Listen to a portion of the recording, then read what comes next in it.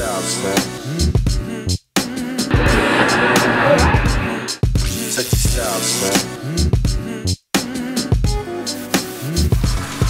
Check this out, son. There's a lot of crazy stuff happening in the world right now. Not just what you see me doing here, but serious stuff, like air pollution and climate change. That's why I'm looking for a solution, some green energy to cut down on my carbon footprint. Lucky for me, I'm smart, handy, and I have the full support of my parents. Charlie! You don't always have to plug in a light to make it work. This flashlight has a small crank generator. Put a little effort in, get a little light. So to make a big impact on my carbon footprint, I gotta ramp this up. Charlie, where's my exercise bike? You better not be using it for one of your wacky contraptions.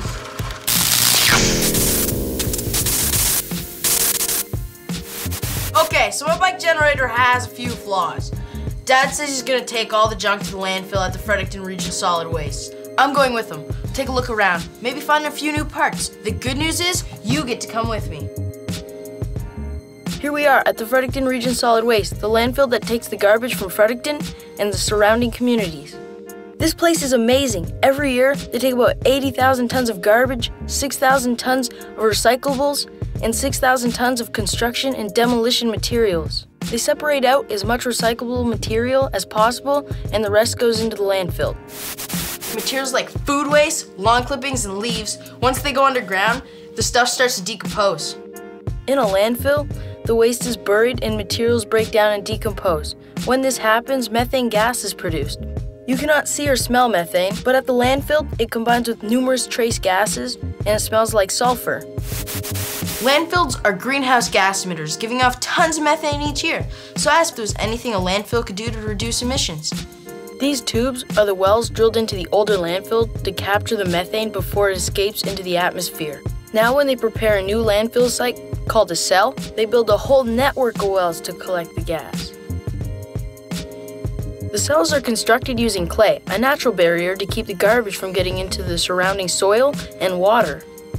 A second protective layer is added, which is similar in consistency to a vinyl record. Horizontal and vertical pipes run through the cell to collect methane. A vacuum is used to draw all the methane down to the landfill gas plant. That is how they were able to capture the methane and keep it from going into the atmosphere. Last year, they removed about 60,000 tons of greenhouse gas from the atmosphere. That is the same as taking about 15,000 cars off the road. So, capturing the methane is the first step. Next, they turn that methane into electricity. That is where these generator units come in. The methane is brought in through these lines and enters the condensers, where the humidity in the gas is removed. Remember when I pedal powered my video game earlier? The energy I put into pedaling was turned into electricity. This is because the pedals turn the generator, which rotate copper wires through a magnetic field, moving electrons through the wire, causing an electrical current. In this case, instead of the pedal power, it's the combustion of methane that fuels these engines. They are basically like a car engine, but instead of gas, they run on methane. They are also much larger. The power from these engines then turns a shaft, which drives these generators. At full capacity, this generator can create 1 megawatt of power, enough to power 2,000 homes. This electricity is fed into the New Brunswick power grid and sold to NB Power. Of course, this is a simplified explanation. The whole process requires a high degree of monitoring and controlling all aspects of the system. Also, the system isn't perfect. Burning methane does produce CO2, which is a greenhouse gas, but methane is more potent than CO2. Therefore, by not letting the methane into the atmosphere, we are greatly reducing our carbon footprint. Not to mention cutting down on that landfill smell. The benefit to the environment is measured very accurately, and the landfill is allowed to sell carbon credits.